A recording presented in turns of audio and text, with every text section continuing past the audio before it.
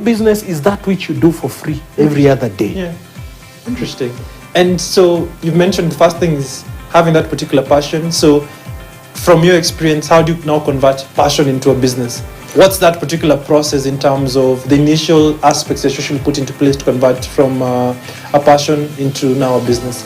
So number one, you then notice who you are, what's your personality, what augurs well with your personality. Yeah. You love kids. Every time you go to a party, kids are drawn to you. You are the auntie everyone drops kids for. You go to church, kids are milling around you. Heck, that's a business. Either start a kindergarten or start selling kids' toys. And start within the community around you, your sisters, your cousins. They already know you love kids, so you already interact and run a page. And because you make it as natural as possible. Don't enjoy kids and you're trying to sell for us cigarettes. You know? Those two things, you will really struggle selling the beer and the cigarettes. Because it's not you. But when you do something, let's say you are a romantic, you enjoy flowers.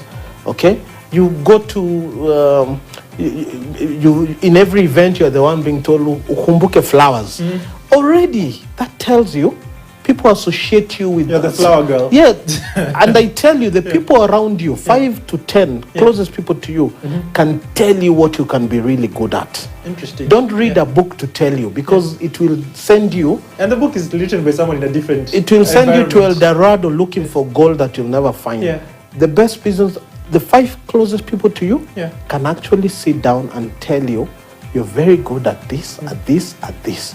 Then you, with your wisdom now, you can see how can this be transformed into a business as natural as possible. But of course, when now you make it a business, of course you're now doing accounting, bookkeeping, the marketing angle of it. But it's easier for you to do all these things because it's what you've been doing. Interesting. There's also that, what's it called? An opposing narrative. You can never eat your passion.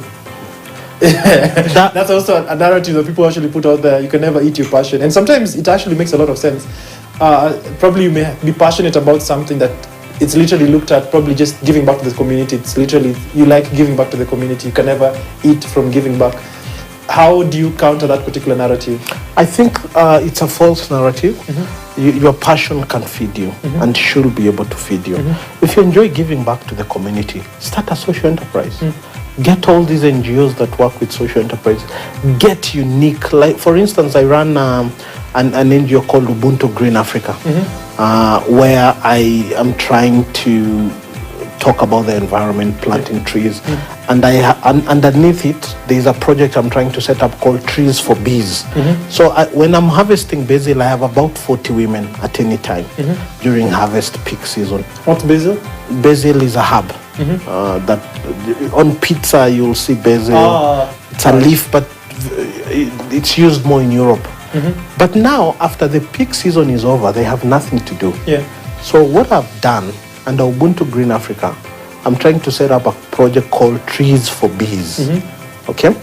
Because these women have land, they are Maasai women, but they don't know what to do with it. So they've been cutting down trees to make charcoal to get school fees. But I'm trying to counter that narrative and say, hey, I'll give you a beehive, secure that tree, and when the beehive, the honey is ready, I want to buy it. So I can give you 4 or 5, depending on how big your land is. But in future now you start buying the beehives yourself. That's my passion. But ultimately, if you extrapolate this conversation ahead, there is money for me and for them. And there is saving the environment. So the narrative that you cannot eat your passion, maybe if you've not really clearly thought about it 360. There's always an angle to bless others and bless yourself. Interesting. Also speaking about that, you're also in the export business. Yes. And I know primarily we're in that particular area. We're talking about after Africa, Free Continental Trade Area, aspect of getting to export. From your experience, first of all, you can let us know what exactly it is that you export and how did you go about it in getting a market out there? Because I know most entrepreneurs want to run an international business. You've been able to do that. What exactly are some of the lessons you've gained through it?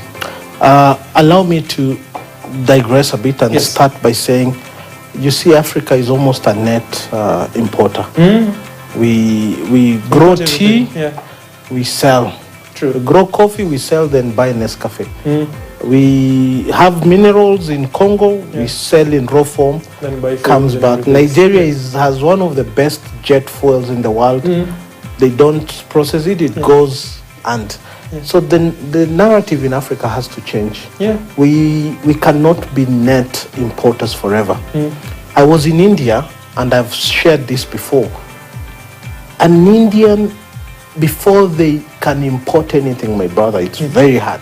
Yeah. In fact, even Western Union does not allow them to send money outside. It's very hard. You cannot Western Union money out of India. It's one of the most because they expect you.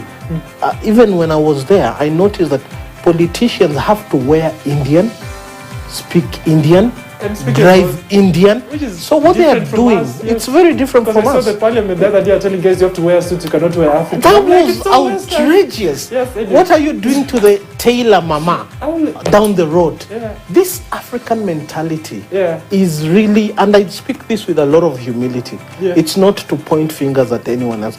Until we embrace our own, what we can produce, whether it's content, music, whether it's art, whether it's theater. Our theater, before you watch Hollywood, go down Kenya cinema, watch. Lupita came from here. So we have more Lupitas, but because we don't watch them, we don't grow them. We have footballers here who are so good, but we don't watch and we don't invest in them. So our appetite for everything foreign has ensured that collectively our IQ is below the sea level. We are not able to grow any industry because we want Italian suits, Italian pizza, Italian German shoes. cars, American accents, you know.